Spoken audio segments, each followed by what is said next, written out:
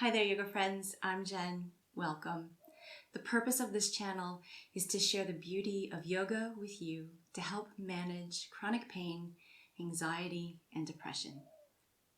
Today's class is a part of a Yoga Helps series, and we're going to focus on Ardha Matsyendrasana. If this is your first time here, remember to subscribe and click the bell for further notifications. Let's get started. Ardha Matsyendrasana is a really lovely posture to help give you a twist for your spine, as well as lengthen and elongate the spine. Let's get started here just by taking the soles of the feet out in front of us. So I'm going to give you a couple of variations here for you to try at home and to choose the one that works best for your body. So I always like to start with my soles of the feet on the floor here, and then I'll thread the left foot underneath the right leg so that the left heel is near to the right hip but not underneath the bottom. The right heel originally is going to come right into the front of your left shin here. We're going to wrap the arms here around the knee, and as we wrap the hands around, we're going to press the hips forward and start to lengthen through the spine. We'll draw the shoulders away from the ears and bring some softness and ease into your face.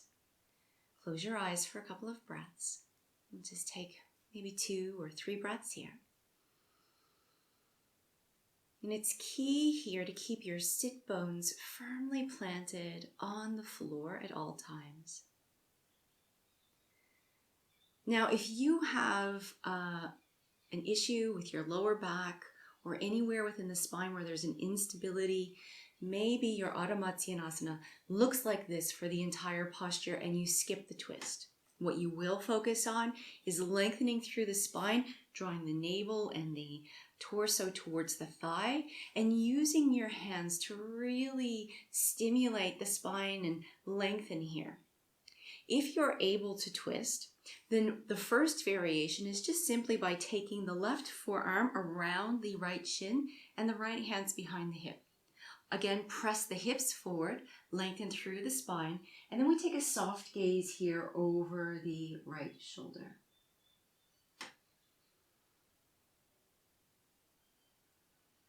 You want to have your chin here parallel to the floor. The sense of the shoulders drawing away from you with every sort of inhale, so they want to rise up. And with every exhalation, a sense of moving deeper into the posture. So let's release that. I'll take the gaze forward and then unravel the spine. Now, if that felt comfortable and you feel like you can go a little bit deeper, what you can do is to take the right foot across the center line of the body and take it to the outside of the left thigh. Now you know that this is appropriate for your body if the sit bones are still firmly planted and you can sit tall and the right big toe is pressing into the floor. If your foot is lifting up like this, you probably need just to come back here, give it some time and allow your body to soften into the posture. So always remember, and one of my teachers always said this, it's better to do a posture well simply than to try to go a bit too far. Actually, he used much different language than that, but I'm not going to use that language here, but he would say not to screw up, for lack of better words, a more advanced posture. And it's much better for your body to come into this simple posturing and build the skills and build the ease and the steadiness within. So if you can take your right foot across the body and still press that big toe mound into the floor, then we're going to wrap the hands again around the shin. We're just going to sit tall like we did with the first variation. The shoulders drop away from the ears. The right thigh draws into the belly. And then we're going to come in deeper. So we're going to wrap the left arm here around the knee and the right fingertips behind us. So instead of just twisting here, we're going to lift and lengthen through the spine, and we're going to bring that twist around the thoracic spine. So that's sort of the middle part of the back, just underneath the armpits. And we'll draw the gaze again back towards that right shoulder, with the shoulder drawing away from the ear and the chin parallel to the floor. On the exhale breath, we move a little bit more deeply into the posture. With every inhalation, we lengthen taller.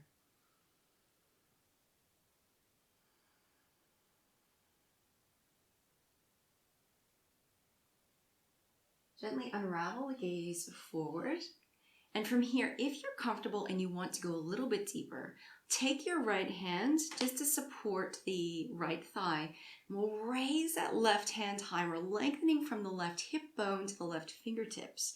And then we're going to take that left elbow outside of the right knee, thumb and first finger touch, press the arm against the leg, right hand behind you, press down in the fingertips. Again, lengthening through the spine, lifting from the root all the way up to the crown, and then taking your gaze over the right shoulder. And you just again take a couple of breaths here.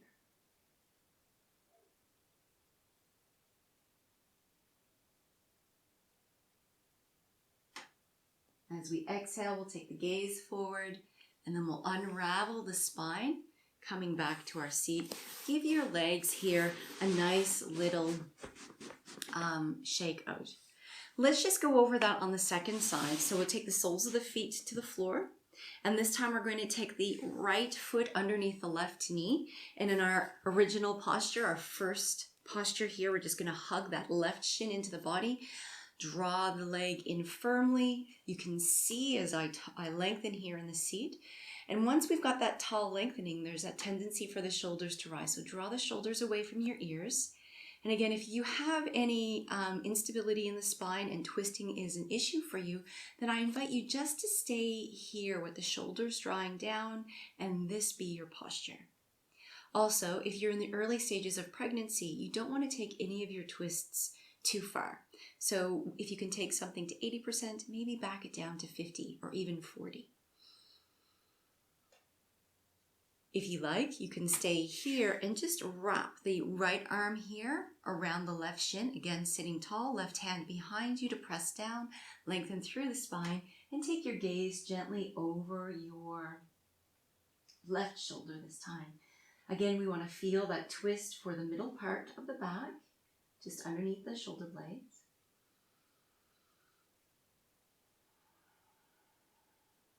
To release, we take the gaze forward and then unravel the spine. Staying here or taking that left foot to the other side of the body, the big toe mound presses in, wrap the right arm around, and either staying here if twisting is not appropriate for you, or taking that left hand behind you, lengthening up through the spine, and then take the gaze over that left shoulder again.